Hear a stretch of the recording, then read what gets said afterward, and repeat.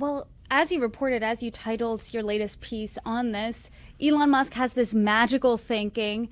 It doesn't seem to be rooted in reality when he's talking about the future of his company.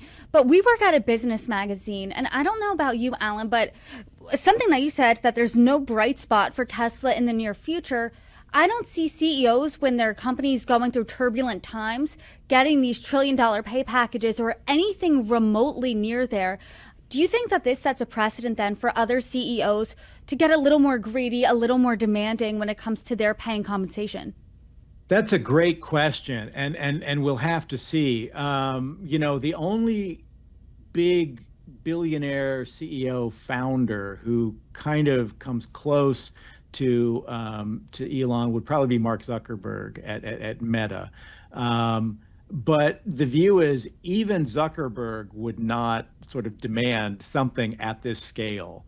The optics of it are terrible. As you mentioned earlier, when you have even the Pope weighing in, that this is just too much. And where have we come to where this is the kind of compensation that someone is getting? I mean, if you think about it this way, $1 trillion over 10 years works out to $275 million a day, every day for 10 years. Is anyone worth that? It's hard to say. But I think objectively the answer would be no. It's difficult to see other CEOs pushing for something to quite match this. Elon is kind of one of a kind in many ways. So the odds are this isn't necessarily going to spark a trend, but certainly when you see that the board did something like this, maybe you will see CEOs pushing for bigger comp for sure. That they're worth it if they say only I can deliver these kinds of results for our future. Just a couple other general thoughts. As I mentioned, Gautam Mukunda, as he pointed out, everyone keeps saying this pay package is going to make Elon the first trillionaire. He said, no, that's probably not accurate. Already, Musk's net worth on some days is already in excess of $500 billion. It's entirely likely that simply based on, share price increase in the next few years, he's going to become a trillionaire anyway, with what he already has. What this will make him is it'll be a second $1 trillion. And I think that's a useful observation to keep in mind. The other thing that has to be pointed out is, Musk argued he needed this so that he can have 25% ownership stake in the company to ensure a certain level of control.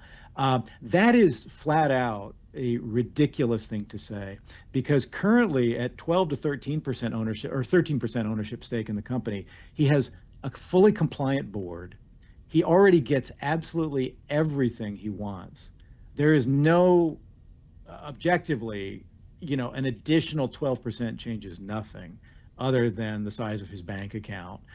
In terms of control, he gets everything he wants as it is from the board. So it's hard to take seriously this argument that he must have this, 25% stake, or else, maybe he'll move on, which also is ridiculous because the entirety of his wealth is tied to his Tesla shares. If he were to do something and say, well, I have nothing more to do with this company, Tesla's share value would plummet and Elon's wealth would plummet. So it's mutually assured destruction either way.